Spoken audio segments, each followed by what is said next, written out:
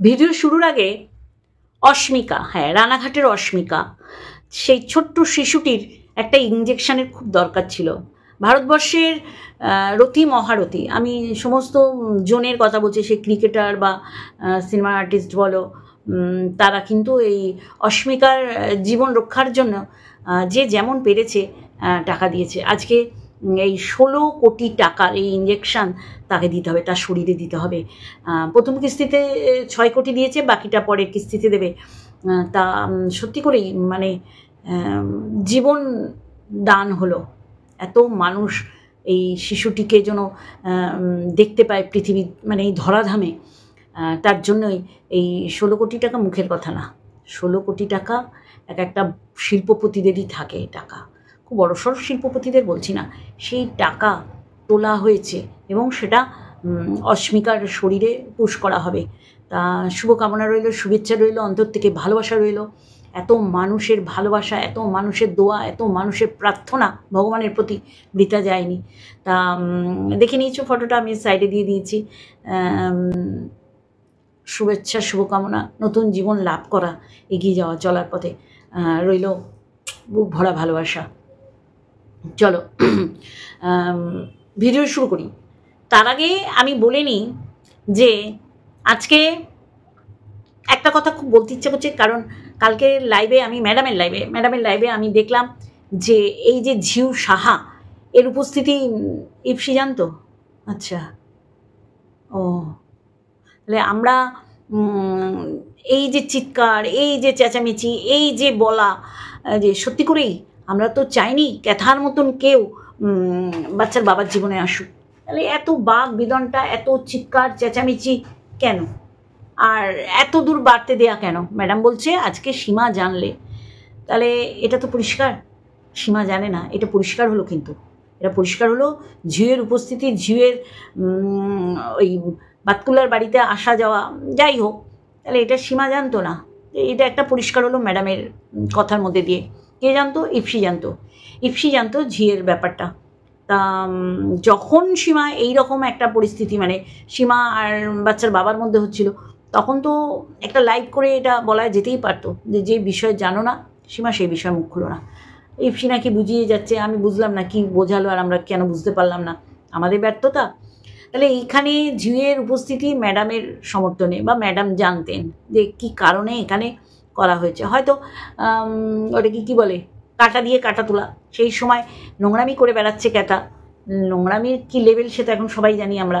এখন জলে ভাসাচ্ছে, আহারে এটুকু তোমাদের এলাকায় জল ভর্তি হয়ে গেছে এই ভীমরুলের চোখের জলে। সত্যি ভীমরুল, এই কান্নাটা তুই প্রথমেই করতে পারতিস। এই যে এদের মানে তোরা গোপনে বিয়ে করেছিস সেরকম সংগ্রামপুর মন্দিরে, এইটা তো দিয়ে তুই তো তোর ওই কী করলি, কবর খুললি। আমি ভীমরুলকে বলছি, অবশ্যই করে ফোকলাকে বলছি। ফোকলা এখনও তো কিছু হয়নি, এই চোখের জল টল, এই যে ফিল্টার মেরে ভিডিও করায়, এইগুলো রিলস, এইগুলো কখনো কেউ দুঃখ পাবে না। এই যে সুসাইড, মানে আমি এই জীবন ত্যাগ করিলাম, ধরাধাম ত্যাগ করিলাম, কতটা নাটক আজকে পুরো পরিষ্কার সবার চোখে। তার রিলস দেখলে বোঝা যাচ্ছে তাগিয়াত, মানে ভালো খেয়ে দে ভালোই আছে, হতচ্ছাড়া অসভ্য কুলাঙ্গার। আমি ফোকলাকে বলছি, হ্যাঁ, এক নাম্বারের অসভ্য হতচ্ছাড়া, নোংরামি শিরোমণি। আজকে সব ক্যাথার কোটে বল দিলে হবে? ক্যাথা তো আর একা একা লাভ দিয়ে সংগ্রামপুরে যায়নি বিয়ে করতে, হ্যাঁ, বিরিয়ানি খাওয়ায়নি তো সে, তোমাদের মিলিত ভাগবত ছিল, কি বলে এটাকে, মিলিত প্রয়াস ছিল। আজকে রিলস করে বোঝাচ্ছে কি দুঃখ, আমার চোখে জল নেই, তাও এরাম এ নাটকবাজ, এ ড্রামাবাজ, এ হতচ্ছাড়া, এ অসভ্য, এ দিনের পর দিন বাচ্চার বাবাকে যে কল রেকর্ডে শুনেছি আমরা যে কত, মানে বিশাল একটা, মানে টাটা বিড়ালা হাত ধরেছে ক্যাথা, আর সেখানে বাচ্চার বাবাকে নগ্ন করা হচ্ছে। বাচ্চার বাবাকে নগ্ন কেউ করতে ছাড়েনি, তার জন্য বলে আমরাও তো বুঝতে পারিনি ঝিউয়ের উপস্থিতি কেন, তাই কারণেই তো এইসব পড়েছিলাম। তখন কেন বলা হয়নি যে সত্যি করে এই ব্যাপারটাকে ইগনোর করো, কারণ এইটা আমাদের মিলিত প্রয়াস। তাহলে সেখানে ইপসি জানছে, আর সত্যি করেই আমরাও তো বাচ্চার বাবাকে ভালোবাসি, তাই জন্যেই তো আমরা এইগুলো বলেছিলাম। তাই এত জল ঘোলা তো হওয়ার দরকার ছিল না, ছিল কি বন্ধুরা? আমি যেইটুখানি বুঝলাম ম্যাডামের কথায়, যে এটা একটা মানে তৈরি করার, একটা সিচুয়েশন তৈরি করার ছিল, যেটা সীমা জানলে নাকি সীমা পেট পাতলা বলে টলে দিত। যাই হোক, সীমা এখনও কিন্তু অনেক কিছু জানে। আমি যেটুখানি জানি যে বাচ্চার বাবা বিরুদ্ধে একটা মুখও খোলেনি, একটা কিছুও বলেনি, জানি না কতটা কি জানে সে। যাই হোক, সে বলেছে যেটুখানি সেটুখানি শুনেছি। তার আগে ইন্ট্রো। হ্যালো বন্ধুরা, কেমন আছো? আশা করি তোমরা ভালো এবং সুস্থ আছো, আমিও বেশ ভালো আছি।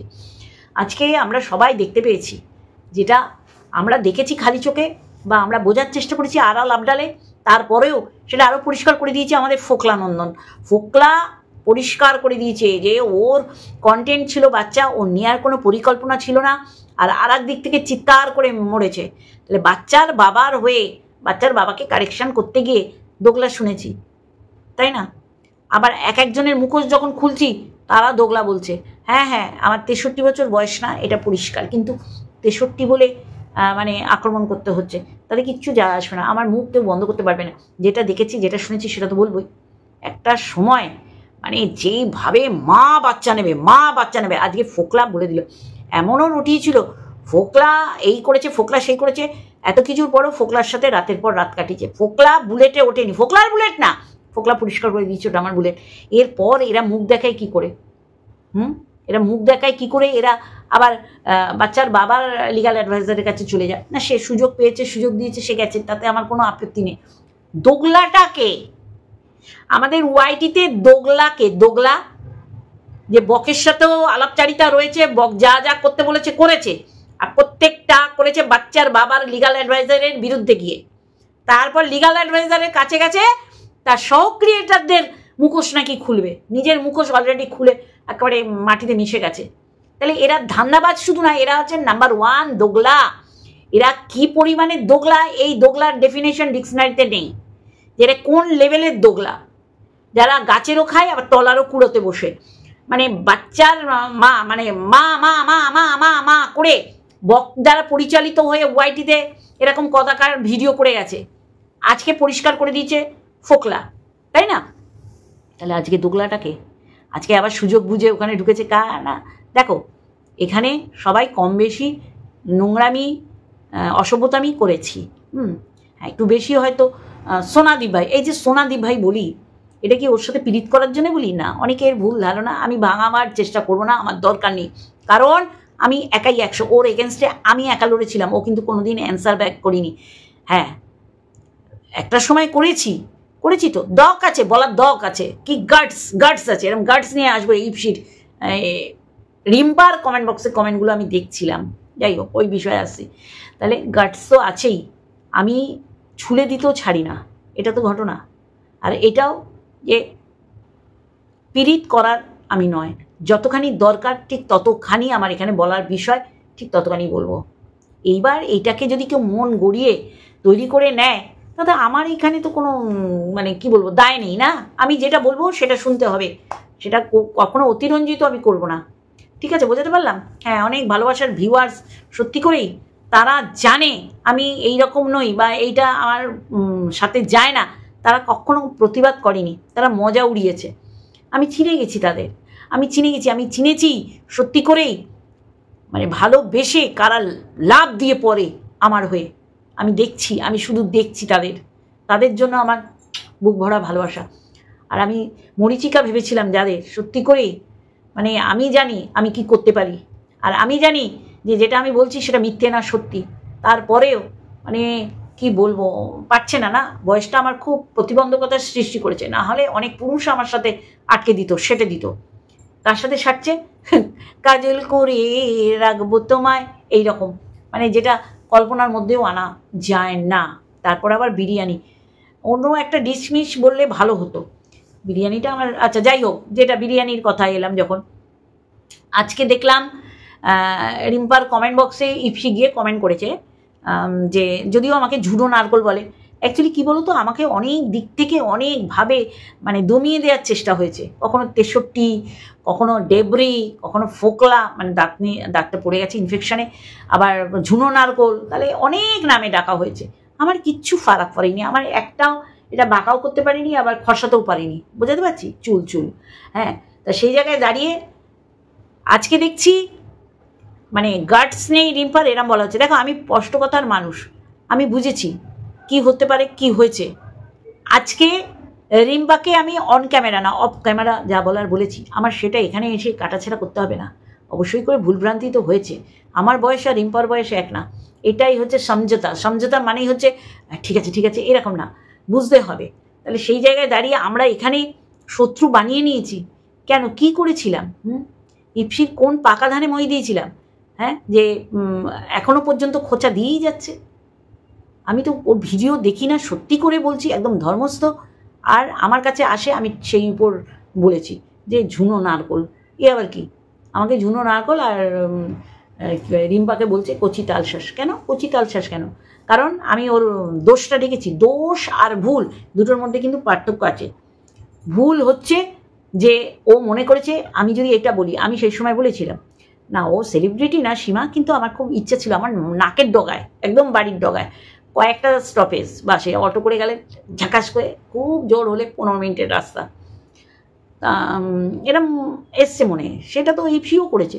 ও তো এখন যেই হাড়ি নিয়ে বসে গেছে, তাই এইগুলো তো ওর মনে ছিল, কালকেই তো হঠাৎ করে উদ্ভব হয়নি। তাহলে এইগুলো মনে রেখে দেখা করেছে, বান্ধবী বলেছে, তাহলে এইগুলোও তো বিষাক্ত না?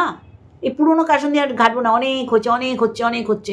বলে রাখি, একটা কমিউনিটি পোস্ট দেখলাম সীমা, সেখানে দেখলাম শুভদার শরীর খারাপ, দোয়া করি, প্রার্থনা করি ভগবানের কাছে খুব তাড়াতাড়ি সুস্থ হয়ে উঠুক, ভীষণ অসুস্থ নাকি। যাই হোক, এটা বললাম, বলার পর বলবো যে দোষ ভুল যাই বলো রিম্পা বুঝতে পেরেছে।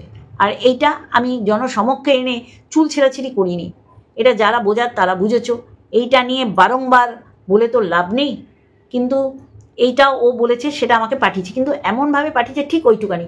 হ্যাঁ, সে তো আবার মুড়ি না কি খাচ্ছিল, হা হয়ে গেছিলো, কিন্তু বিরিয়ানির বিটাও ওখানে দেখিনি। যাই হোক, এগুলো মন গড়া কথা, এগুলো না হলে তো আবার ব্যাপারটা বেশ একটা জমাটে, মানে সত্যি বলছি কি মিথ্যে বলছি মানুষকে বোঝাতে হবে।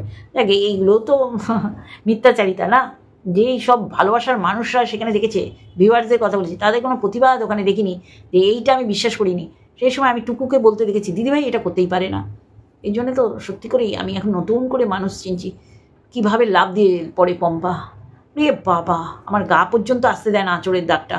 প্রচুর ভালোবাসার মানুষ আছে এখানে, আমি এদের নাম করছি মানে আর সবাইকে ভুলে গেছি না, অনেক মানুষ আছে যারা আমাকে ভালোবাসে। তা দোগলা বলবে, কারণ আসল মূর্তিগুলো বের করে আনছি তাই জন্যে। দোগলা কারা? যারা গাছেরও খায় তলারও খায়, মানে বগদাদার সাথেও হ্যাঁ, আবার এইদিকে এসে তেল মারে। কারণ মানে তাদের বার করতেই হবে কারা দেশদ্রোহী। আমিও চাই দেশদ্রোহী একবার বের হোক কে দেশদ্রোহী। যাই হোক, দেখো, আমরা এখানে কেউ কারোর শত্রু নয়, আগেও বলেছি, এখনও বলেছি, আগামী দিনও বলবো। কিন্তু আমার এই কথাগুলোকে নিয়ে এনে করে ইপসিকে আমি বলতে দেখেছি, হ্যাঁ এরকম বলেছি ওরকম বলেছে। ভ্যাঙালে হবে, যুক্তি দিয়ে কথা বলতে হবে। তো ভ্যাঙাল তো আমিও পারি। ভ্যাঙালে যদি সব সমস্যার সমাধান হতো বা যুক্তি দিয়ে বোঝানো মনে হতো যে ভ্যাঙালা মানে হেভি যুক্তি দিয়ে দিলাম, তাহলে তো হবে না। তাহলে সেই হচ্ছে ব্যাপার। দোষ ত্রুটি ভুল এইগুলো যে করেছে সে যদি বলে হ্যাঁ আমি বলেছি, তাকে তো ঝগড়া করে এই মানে কী বলবো চুলোচুলি করে তো সমাধান হবে না। এটাই কি চাইছিল? এটাই কি হতো বা এটাই হওয়া উচিত ছিল? কখনোই না। সে অবশ্যই করে সংশোধিত হবে, আর না হলে কিছু করার নেই, আমি কারো দায়ভার নিইনি। তেমনি এই যে সাধারণ কথা ধরো বলেছে যে ওয়াইফাইয়ের জন্য, এইটা তোমাকে বলেছে, তুমি আবার এটাকে এখানে বলে মানে কি করার চেষ্টা করেছে, সেটাও আমি খুব মর্মাহত হয়েছিলাম। আমাকে অনেকে বুঝিয়েছে, এমন মানুষ ভিডিও করেছে সেই সময়, দেবশ্রী টুকিটাকি, তারপর প্যাশানুইতে পি থেকে আরম্ভ করে কেউ বাদ যায়নি এটা নিয়ে ভিডিও করে বোঝাতে যে না এটা এইভাবে রিম্পা বলতে পারিনি বা বলেনি, তুমি এটা কষ্ট পেও না। আর এটা সাধারণ ব্যাপার, আমিও বলেছি। যাই হোক, আস্তে আস্তে তো সব হয়েছে। তো স্ট্যান্ড কিনেছি, অনেক কিছু কিনেছি, প্রথমেই কিছু করিনি, কিন্তু এমন একটা ভাবে ভিডিও করতাম যে আমার বিশাল সব কিছু আছে। তারপর স্টিক, মোবাইল স্টিক, যাই হোক এইগুলো আমার এখানে বলার দরকার নেই, ওয়াইফাইও চলে এসছে। তো এইগুলো নিয়ে প্রচুর সমস্যা আমাদের দেশে, প্রচুর। এই মুহূর্তে তো ভীষণ সমস্যা, নিজেদের মধ্যে চুলোচুলি। হ্যাঁ, কষ্ট কি পাইনি? পেয়েছি। সেটা তাকে বোঝানোর বুঝিয়েছি। সেটা আমার ওয়াইটিতে এসে চুলোচুলি করে বোঝাতে হবে নয় তো। বয়সটা তো আমার সেটা না। আমার আর রিম্পার বয়স মিসম্যাচ, তাই না? আমরা সবাই জানি। যাই হোক, এটাই বলার ছিল যে এখানে কেউ কারো আমরা শত্রু না, শত্রু বানিয়ে এমন করি চিরশত্রু। মানে এখন তো আবার শত্রু মত্রুর ঊর্ধ্বে গিয়ে একটা দেশদ্রোহী ট্যাগ দিয়েছে, এই দেশদ্রোহী, বলেছে দেশের খবর পাচারপতি। কী খবর? খবরটা কি? খাবারটা কি গা? কন্ট্রোভার্সির জন্য কি দেশের অ্যাকচুয়াল খবর বিদেশে পাচার হচ্ছে জানি না। যাই হোক, এখন আর শত্রু না, এখন তুমি আমার এখানে হচ্ছে ভিডিও নামাচ্ছ, তুমি দেশদ্রোহী। সত্যি করে না, এমন একটা ভাব দেখাচ্ছে ভারত সরকার স্বয়ং তার চ্যানেলে বসে রয়েছে আর আমরা তার এগেনস্টে ভিডিও করছি, আমরা দেশদ্রোহী। এগুলো বাচ্চাপানা। যাই হোক, আজকে আমার কাছে একটা এলো ম্যাডামের লাইভের ওইটুকানি যে ঝিউকে কে এনেছে। এইটা যদি সীমা জানতো তাহলে সীমা সব বলে পাতলা পেট পাতলা করে, তাহলে সীমাকে বিশ্বাস করা যায় না। এটা একটা কিন্তু উঠে এলো। যাই হোক, আমার বেশি বড় করার দরকার নেই। দোগলা আগে ট্যাগ লাগিয়ে দিয়েছে, এখন বুঝতে পারছি যে ও ঝিউসা পরিকল্পিত একটা ক্যারেক্টার। না, রক্ত মাংসেরই মানুষ, কিন্তু এটা পরিকল্পিতভাবে আনা হয়েছিল। কিন্তু সেটা তো বললে এত দূর যেত না। বাচ্চার বাবার তো এত বড় ক্ষতি হতো না। ক্ষতি কেন হয়েছে? এই ঝিউসাকে আমরা যেমন চোখ দিয়ে দেখেছি, দর্শকরাও তো দেখেছে। তাহলে দায়ভার তো ইপসির উপরেও পড়ে না। ইপসি সব জানতে, কিন্তু বোঝাতে তুমি পারো নাই গো, অক্ষম তুমি বোঝাতে। তাহলে ঝিউসার ব্যাপারটা জানতো, তাই না? ইপসি জানতো। ওহ, বিশাল ক্ষতি তোমরাই করেছো, কি বলবো। চলো, এইটুখানি বলার ছিল। আরেকটা ভিডিওর সাথে অবশ্যই আসবো। আবার অস্মিকার প্রতি আমার আন্তরিক ভালোবাসা, শুভেচ্ছা, এবং তাড়াতাড়ি সুস্থ হয়ে উঠুক।